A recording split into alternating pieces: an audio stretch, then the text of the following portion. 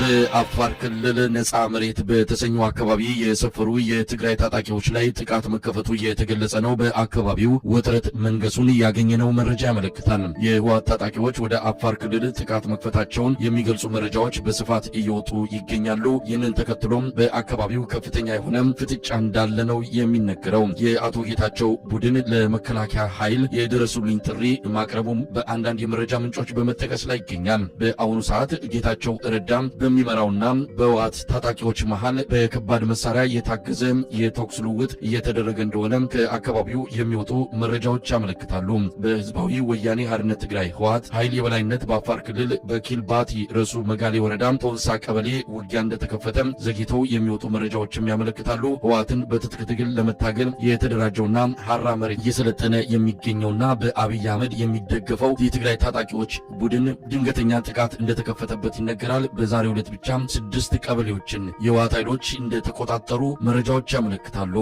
በአፋር ክልል በኩልቢቲ ረሱ መጋሌ ወረዳ አካባቢ በሚገኙ አካባቢዎች ያሉ ነዋሪዎች ቀያቸውን ትተው እየሸሹ እንዳለም ተመልክቷል። በዙ 23 በዲሽቃ በሞርታር የታገዘ የተኩስ ልውውጥ እንዳለም ተመልክቷል። አንከር ሚዲያ ጉዳዩን ለማጣራት ጥረት እያደረገ ይገኛል። አሁን ዘግይቶ በደረሰን ዜና የአፋር ክልላዊ መንግስት መግለጫ አውጥቷል። የህወሓት ታጣቂዎች ወደ አፋር ክልል ዘልቀው በመግባት 6 መንደሮችን መቆጣጠራቸውን ነው የአፋር ክልል መንግስት ምሽቱን ባወጣው መግለጫ አስታወቀው። በክልሉ ዞን 2 መጋሌ ወረዳ ቶንሳ ቀበሌም በኩል ወደ አፋር ክልል የህወሓት ታጣቂዎች መግባታቸውን ዋራአና ሚልኪ የተባሉ አካባቢዎችን ጨምሮ 6 መንደሮች በህወሓት ኃይሎች የተያዙ ሲሆን የአፋር ሽማግሌዎች ጣልቃ ለመግባት ያደረጉት ጥረት አልተሳካም ያለው የአፋር ክልል መንግስት መግለጫ የህወሓት ታጣቂዎች የሽማግሌዎችን ጥያቄ አሻፈረኝ ብለው ወደ አፋር ክልል ዘልቀው መግባታቸውን ነው የጠቀሰው።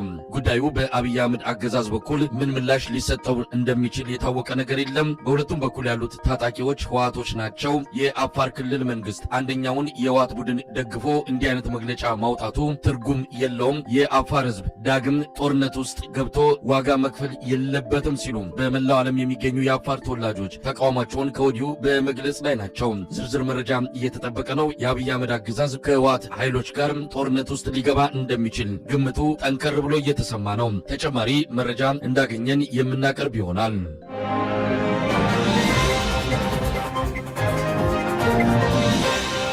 በምስራቅ አርሲ በዚህ ሰሞኑም ግድያው መቀጠሉ ተገለጸ። ሌሊቱን ተጨማሪ 3 ሰዎች ተገድለው እንደተገኙም ከስፍራው የደረሰን መረጃ ያመለክታል። የኦርቶዶክስ እምነት ተከታዮች ላይ ያነጣጠረውና ሁለተኛ ሳምንቱን የተሻገረው ግድያን በተመለከተ ከአብይ አህመድ አገዛዝም ሆነ ከሽመልስ አብዲሳ ክልላዊ አስተዳደር እስካሁን የተሰጠ መግለጫ የለም። የኢትዮጵያ ኦርቶዶክስ ተዋሕዶ ቤተክርስቲያንም ለጉዳዩ የሰጠችው ትኩረት አነስተኛ ነው በሚል ተከታዮቿም ተቃውሞ ማሰማት ጀምረዋል። በአርሲ ሻርቃና በአርሲ ሮቤ ባለፉት 13 ወራት ብቻ ከ150 በላይ የኢትዮጵያ ኦርቶዶክስ ተዋሕዶ እምነት ተከታዮች መገደላቸውን መረጃዎች ያመለክታሉ።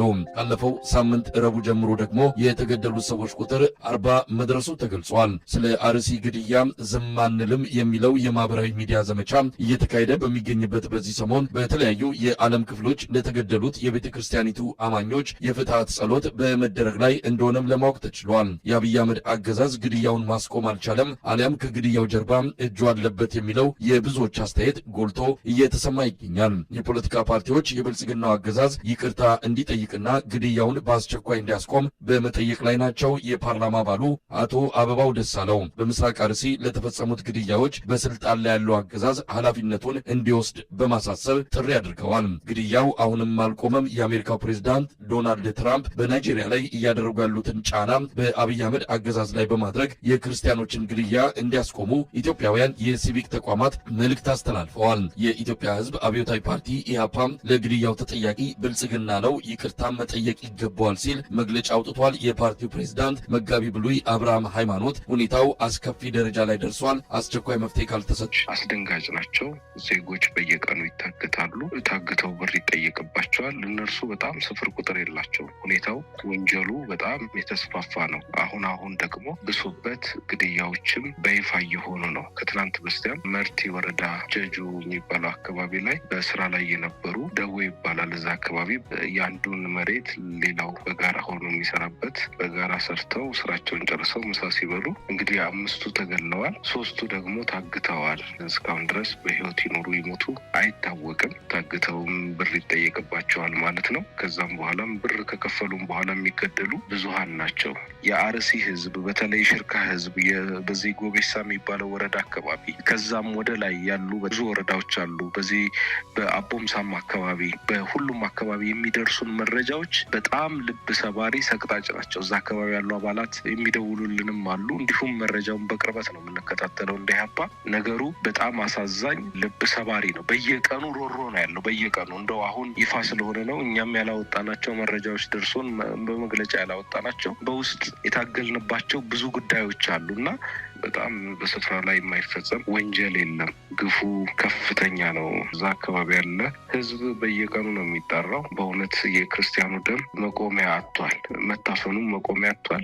ያለውንም ጥሪት አሟጦ ገንዘቡንም ጨርሶ ከፍተኛ መከራ ውስጥ ያለ አካባቢ ነው። ህዝቡ በጣም ብዙ ዋጋ እየከፈለ ነው። የሚጮህለት ያጣ ህዝብ ሆኗል እና ግፉ ወደር የለውም። ቃላት አይገልጹትም። እንግዲህ የእናንተን ፓርቲ ጨምሮ የፖለቲካ ፓርቲዎችን በጉዳዩ ላይ ስጋታቸውን በመግለጽ ጥሪ ያቀርባችሁ ትገኛላችሁ። እንደው ምንድነው እንዲቆም ያላደረገው? ምንድነው በእናንተ በኩል ባገኛችኋቸው መረጃዎች ተነስታችሁ እነማን ናቸው የሚፈጽሙት? ለምንድነው ያልቆመው? እንደው መረጃው አላችሁ በዚህ አንፃር?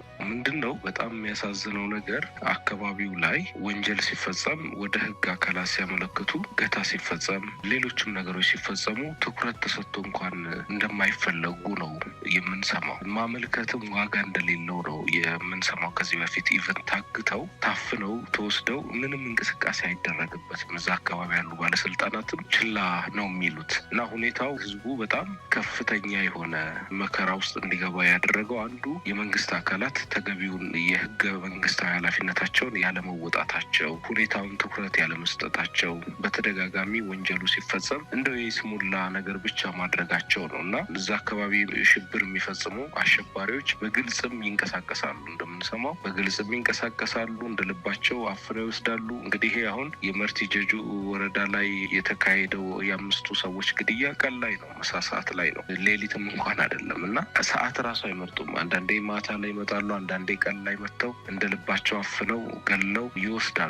በነጻነት ይንቀሳቀሳሉ እና የአካባቢው ማህበረሰብ በከፍተኛ ስጋት ነው የሚኖረው። ጠባቂም የለውም፣ ለመብቱ የሚቆምለትም የለውም ማለት ይቻላል እና ይሄ ሁኔታ እንዲስፋፋ የሆነው እነርሱ በነጻነት እንዲንቀሳቀሱ በመፈቀዱ ነው። ምንም እርምጃ ባለመወሰዱ ነው። እነዚህ አሸባሪዎች ማለት እችላለሁ በጣም ከፍተኛ ወንጀል ፈጻሚዎች፣ በንጹሃን እልቂት መጠየቅ የሚገባቸው፣ እርምጃ ሊወሰድባቸው የሚገባ አካላት እንዴት በነጻነት እንዲንቀሳቀሱ እንደተፈቀደም አይገባኝም። ምንድነው አሁን መደረግ ያለበት?